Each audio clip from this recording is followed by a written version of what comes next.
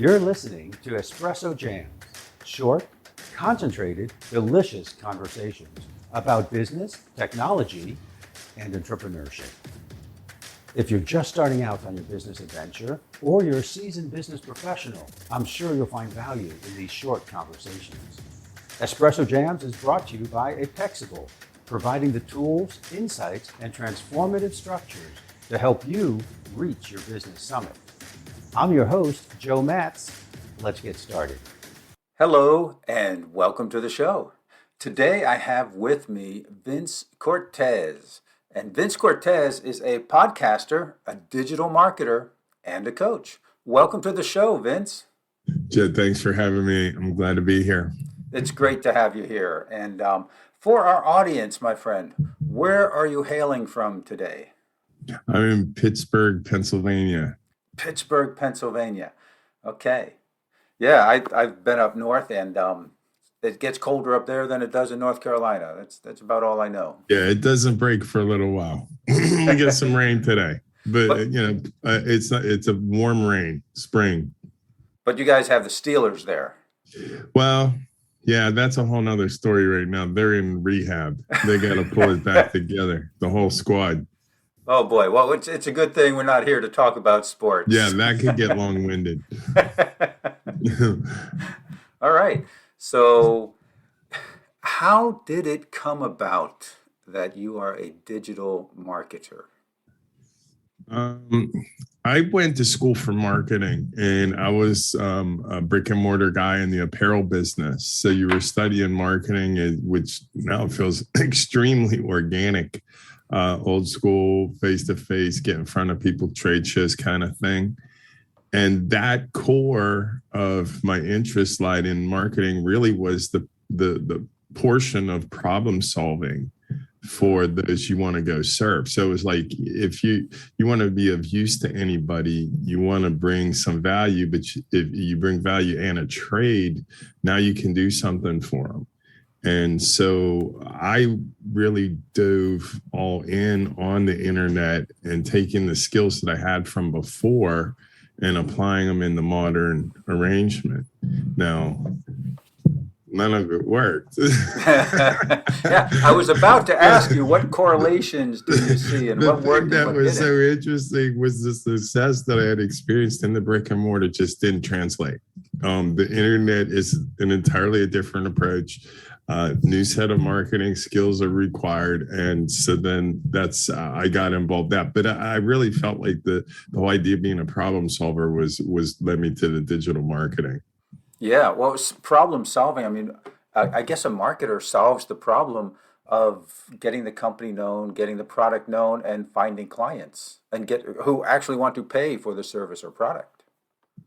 I think real quick, the dynamics of the modern arrangement is because we're niching down so much. The modern marketer is your sales force because you actually don't need that contact person maybe to finalize an order. But as far as what you just mentioned, being known, but then beyond being known, having the opportunity to express what it is the offer is, creating what's unique about how you do it, and then the actual transactions go on. But marketing is a skill that is paralleling any online business if it's to succeed. Sure. There's a very, very low percentage that can get away with that, or they had an already established audience, like a corporate arrangement coming into the internet. But if you want to develop a business, you need to know how to market, or someone who does. Sure. Now, I'm real curious about the transition from traditional marketing to the digital marketing. When you realized what you learned in traditional marketing or offline marketing, it was not working on the internet.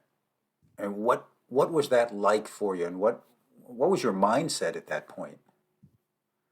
I think the quote of when you keep doing the same thing and expect a different result was the sign of insanity. Yes. I think that was what I arrived at. So how long it was difficult. Just to share with you, in the brick and mortar arrangement, I was doing $66,000 a month.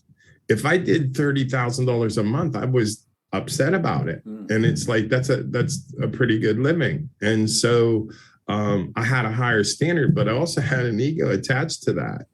So when I went in to go into this digital arrangement and it was all different and I need to learn a new language of how it works, I got it. I don't know. I've spent tens of thousands of dollars trying to take that old strategy and finally get rid of it. Like the old dog, new tricks, because it clearly wasn't the same. But the approach now to me that I would say is the most different is I was in that era where customer service was a big, big deal. And how are you going to treat the customers always right and so forth, coming through the 80s, late 80s, 90s and beyond. So your customer support now is actually, it's pre-problem. So you're not waiting for support for them to use the software and it didn't work. It's the approach is it is taken care of for you in advance, so you're not going to experience the problem.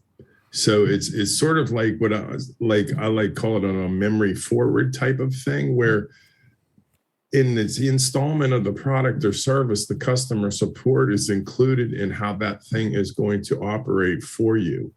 Therefore, on the backside, if there are problems, they're extremely limited and are just a tweak, but they're of the mindset and the understanding of what needs to happen in order for it to just click.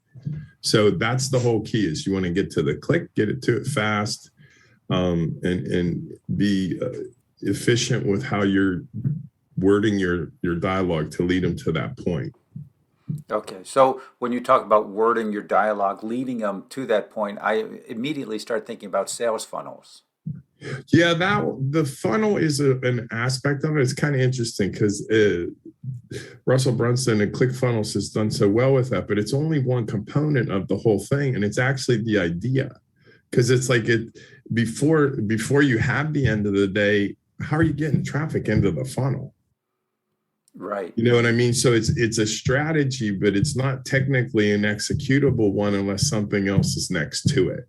So in this case, if you have an existing email, an existing client, now you're ready to roll on a funnel because you got somebody to run through the funnel.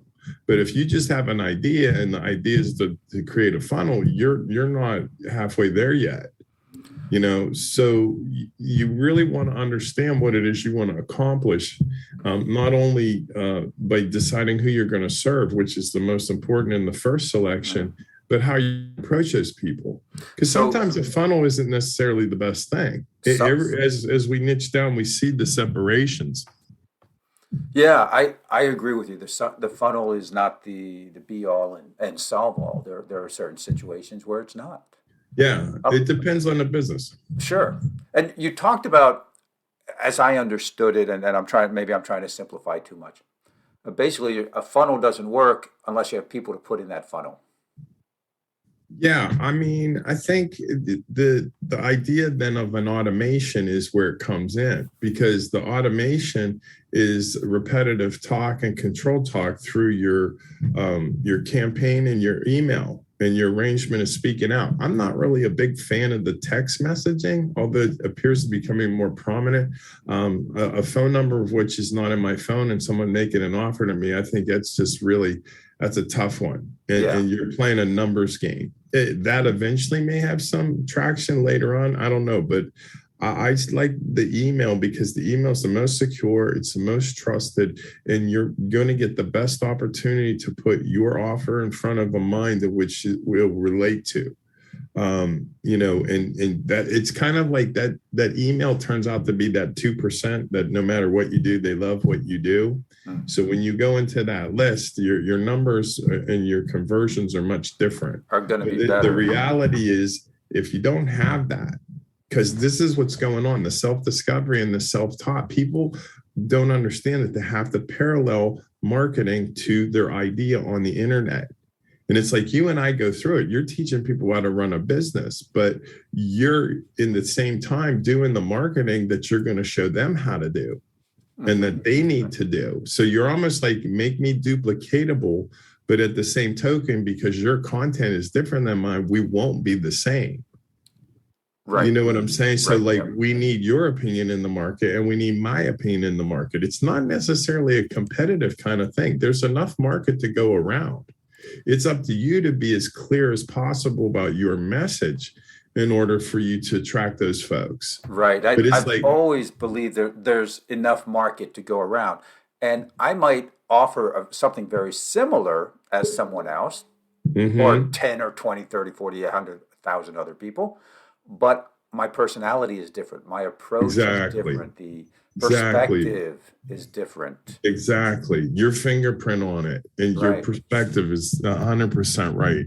Because it's like that you want to look at a problem as in many different angles as possible, you know, and then as you do that, it makes problems easier to solve. Sometimes they solve right away. Sometimes they don't solve for a while. Sometimes they don't solve at all, Right. you know, but I think the concept of being a marketer was what turned me on from my previous experience and going in and really now grasping. It's 5 years now on the internet, and so you got a much deeper grasp of how to do this.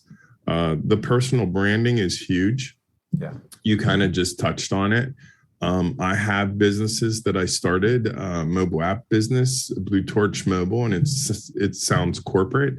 That's not really what works in the way of these things. It's like if I could put a face behind that business, I was going to do much better. I also have a copywriting business that I do because my concept as an agency to start was customer acquisition and then retention. So you want the retention is you're going to spend less money and make more sales, but you have to earn that privilege of acquiring that customer first. And I felt when we touched on the funnels and touched on the automations, the most important part of that front side of that marketing being done correctly is the content and the copywriting. So if the copy isn't, because we touched on this a little earlier, everything you say, someone's going to see a visual. We don't think in words, we think in pictures. So understanding that, then if you want to create an emotional traction with your audience, you want to speak in clear color pictures, you know. So the whole then idea is the clarity through speaking through the pictures. Now you'll pretty much attract whoever or whatever it is you seek. But that copyright's the most important part of your marketing campaign, paralleling, you know, the love of what you do or your product or service. That all falls into place, but you're going to do them at the same time. What do you mean by that? Well, you're learning marketing, and as well as your skill set of the product or service you offer, you're learning more about your audience. So Okay. the skill set of the marketing, sharpening your tool and getting a better conversation or dialogue or just communication, they're going to tell you where to direct what you're doing. So now it's like you got the answers to the test, but that's because you lined up the level of communication and the quality of the conversation. So it's Okay. like, it's really, I think it's most important because you see these guys come in with emails and they promote these huge and 10,000, 100,000, 50,000 emails. That's not important. What's important is the quality of your list and how well did they match up with your product or service. Now, once you hit on that, you know, some people need very few because they may be high ticket, you know, and then others might be a moderate, and then others, because they're budget price, they may need a lot. But it really depends on your ability to know how to create the clarity in your product and then how to market that, how to get it in front of people. So we touched on getting more people in your funnel, getting people to the top of your funnel. What do you see that's maybe a trend or that's working out there in the market to get that list for people who maybe don't have a list or they want to build their list? I'm like Brian Harris. He has a program called Growth Tools, and he's very clear about you know, it's on you to figure it out, your product and your audience, and that's the truth of the matter. But he's exemplifies how many different ways there are to do that. So a top of a funnel is really wherever you can get attention to what it is you do. So a YouTube channel or a LinkedIn page or Instagram. And then in those profiles of those pages, you're dropping in a link to get into your funnel. So the idea is you want to provide something you're going to give for free. Usually it's advice in the category you're being specific about. And then they give you your email, they get the advice, now they're in the funnel. Okay, so at that point, the email is swapped for the information. We begin the conversation. But at that point, that's not technically like a click funnel where there's the mechanic part of this where you sign in on the form, and that's the funnel part. Like he's giving you those templates, but the funnel goes way beyond just the templates and running through them. So I always thought the sales funnel is like a funnel. You have a lot of people up top, and as you communicate more and make your offers, you get smaller and smaller until you get to your high level client, let's say, or your client, or what the result that you're really looking for with getting all those folks. And it may, depending on your business, it may take 100 people in your funnel before you get one interest, or maybe a sale. It may take 1,000. Is that correct, or am I way off on that? No, I think you're exactly right. It really happens where the better you get at collecting people that see what you do and maybe have interest. So that's like when that interest or that curiosity is what you do. Anything thereafter until they ask you the word how, you're just providing value. So you don't really want to focus too much on the numbers, but necessarily the quality of the conversation coming back at you. I like using another guy was Ryan Levesque. He does a thing called the ask method. Yes. And his mindset is to create polls, surveys, and quizzes. And on the backside of that, when people will respond to it, they create a word cloud. This was another one where they're going to tell you what to do. It's like cheating on the test again, because in their verbiage in that word cloud that the answers are given to him, he uses that verbiage back to trigger the direction of which they need to go with their business. So it's excellent coaching, excellent marketing, excellent strategy. So you're most empowered when you're asking a question, and then when that comes back, you need to know what to do with the information, but it is what you need to know. And is that still relevant today? Because I know the ask method has been around for quite a while.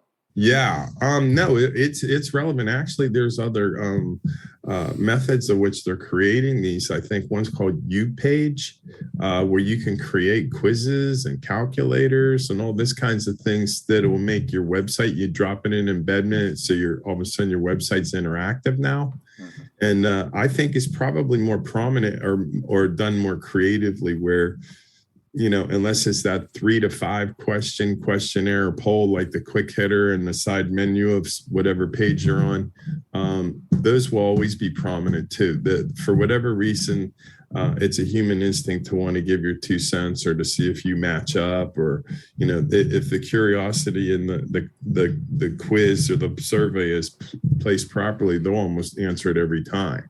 And remember, that's an audience, you know, the cold audience is the top of the funnel. That's where you have the link to get into it, but also that's where you have this poll that's going to drop them into it as well. So you're creating different tentacles of links in different areas of the internet that they're falling into your funnel. So this guy came in off of Instagram. This guy came in off of LinkedIn. This guy's been watching a bunch of my videos on YouTube. He came in. So, but they're all coming in off of that same link planted everywhere. You know, so right. You get the funnel is constantly bringing new people in. Where you're at is in the automation, the email, they get more granular. And that conversation where they kind of weed out, as you mentioned, till we get to that 2% where pretty much whatever you're talking about, they're in and they want more, you know, but the reality of the more is coming from them.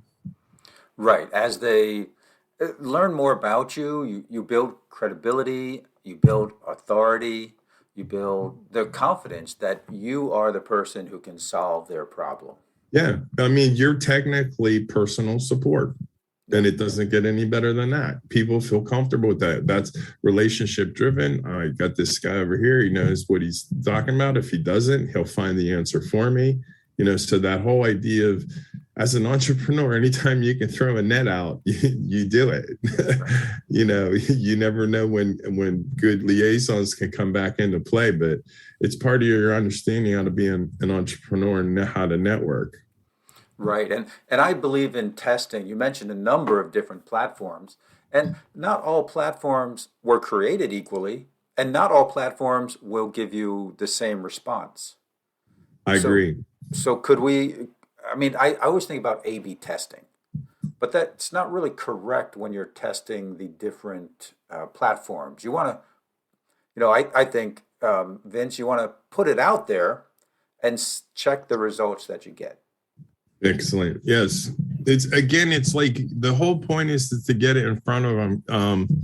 I was talking about this the other day about the skill sets, almost like how when we go to the doctor, we're expecting the doctor to have good bedside manner. As a marketer, they're expecting you to know what to do next. So the idea of putting in front of your people what will get the quickest response is what's most important. But I think that the whole idea of using the strategy of scaling and allowing yourself to measure where you are in your process, your ability to then read your analytics and your numbers becomes much easier. But that the scaling really is your blueprint as to how to behave and or what to change as you're moving through it. And the cool part of the scaling is it works over and over and over. Right. So having a method where you can scale or you can know what part of the process you're in continually also helps. So it's like it's not important to know there's numbers, but to know what those numbers mean. That's what's more important. Yes, yes, yes.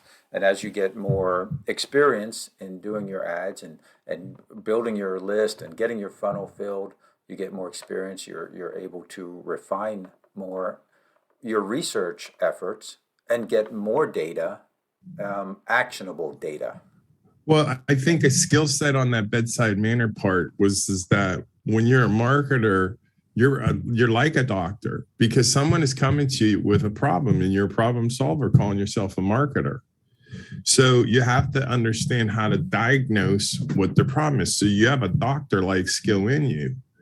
But you also have to have the ability then on what you're referencing is with the split test is you're part chemist because in a lab, you're just continually doing experiment and test after test after test. So by whatever means, because I think as we're moving forward, you said about Ryan Levesque, that his method is still around, but it's been elaborated on. The same is here on this side of things, where the idea of the conversation and how it evolves and how you make contact with them has become much easier. Oh, it's become easier because I get a lot of offers all the time on email and I see it on Facebook and LinkedIn and all of that stuff. And it's always it's a PDF. I don't see a lot of quizzes. I see a lot of downloadable materials and webinars. Well, what I like to do with the quizzes and the polls is it's a great way for somebody who's come to you and is just learning. And it's like, I look at it as the toe in the water approach. So like another one is Todd Brown. And he has a wonderful approach where he gets a direct response marketing. He finds out exactly what his market is. So before he's spending tens of thousands or even thousands of dollars, or maybe even 500,000 or less, he is for $100, he's going into the market in a 10-day window and telling you what's hot and what's not because he knows how to test the market. And he knows how to read the product of which you dropped in there. Will that or will that not? It won't work. So these types of methods where knowing how to throttle that is what you'll put the investment in. But the whole idea is knowing how to do that on a smaller scale, because now you could provide for other people. Like I'll come in, they'll have a product for me and I'll run it through, because it's like you're going through a process of starting a business. It's not just necessarily an idea and what you're emotionally attached to. That's probably more of an old school. It's more like, who do you want to serve and how am I going to serve them? So you're shifted already, but then the approach is you're working your way through how am I getting the people the help that they need, and by the shortest means and the clearest means possible. Right. Yes. Because people, if they're interested, they'll do step by step for you, but you don't want to do that. Ideally, if you keep things between 2 to 5 steps, you're in the hot spot, because that feels like something they can get through quickly. They're confident about the attention span can last that long. And you just boom, boom, boom, you walk them right through it. 15 minutes went by, you just pounded them with a bunch of information, but it's repeatable. So the next time you talk to them and the next time you're cultivating that mindset and that habitual behavior in them. A lot people really want you to lead them, especially if you're teaching. Yes, it's a journey. They want to be on a journey that's going to take them from A to B, and they're paying coaches for a shortcut, for knowledge, to eventually save them time and money, because they don't have to make all the mistakes by themselves. And I love that. And that's brings me to a question. And the question is this, Vince: what is the thing that you could leave our listeners with today? Something they can take away, maybe an action step or something.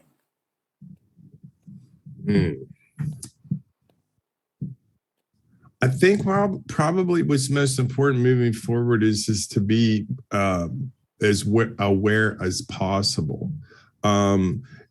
You want to be aware of the opportunities that are around you, that you can plug what your idea is or what it is inside of you you're motivated to do. And just kind of rest your mind continually on that. Your intuitive will bring you to what it is you'll need to do. It'll be an amazing thing, because you have this sense about you, like all of a sudden you know what to do and you know all the answers. But it's a tapping into yourself, because we all have an innate desire in us to achieve and to accomplish. So we found what it is we want to do, but it's in our awareness that when we begin to see how much opportunity is around us, our comfort zone comes down, our confidence goes up, and things begin to happen for you. But you kind of, in your awareness, you turn yourself into a tuning fork. You technically attract the energy you put out. So you want to be mindful of your energy and your awareness. And that's all I got today. Yeah, great. No, I'm all about attracting clients and not chasing clients. Yeah. And Vince, how can people get more Vince Cortese if they want to know more about you and learn about what right now, I'm just real quick plug. I have a podcast, and I'm a cancer survivor, which was the motivating force behind the podcast. But as a marketer with a podcast, it's called Leave Your Mark with Vince Cortese. I have a YouTube channel, and that's how you look it up. Leave Your Mark with Vince Cortese. And I am after 10,000 subscribers. So we've just begun. We have under 100. So you got a bit of a journey ahead of us, but we're doing great things where we're being able to promote the marketing and the understanding of being an entrepreneur, as well as having some self-discovery and some deeper learning about yourself in this world we're living in. So it's all working. It's going well.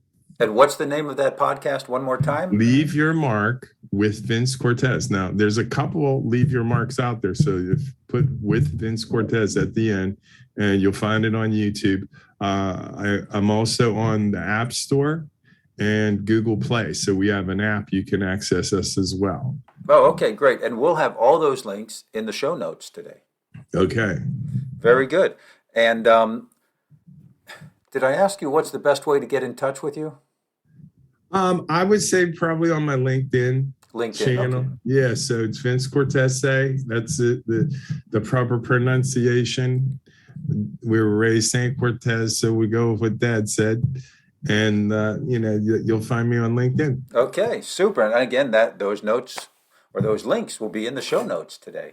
Thank you so much for being with us, Vince. Yeah, Joe, that was great. I enjoyed coming. Bye. Great conversation. Bye now. Bye-bye. Thank you for listening to Espresso Jams. If you like what you heard, please subscribe on your preferred channel and never miss another episode. If you'd like more business tips on technology, entrepreneurship, and doing better, you can find me on LinkedIn at Joe Matz, that's JoeMatz, or go to my website, apexable.com, that's apex-able.com. I'm your host, Joe Matz, wishing you an awesome day.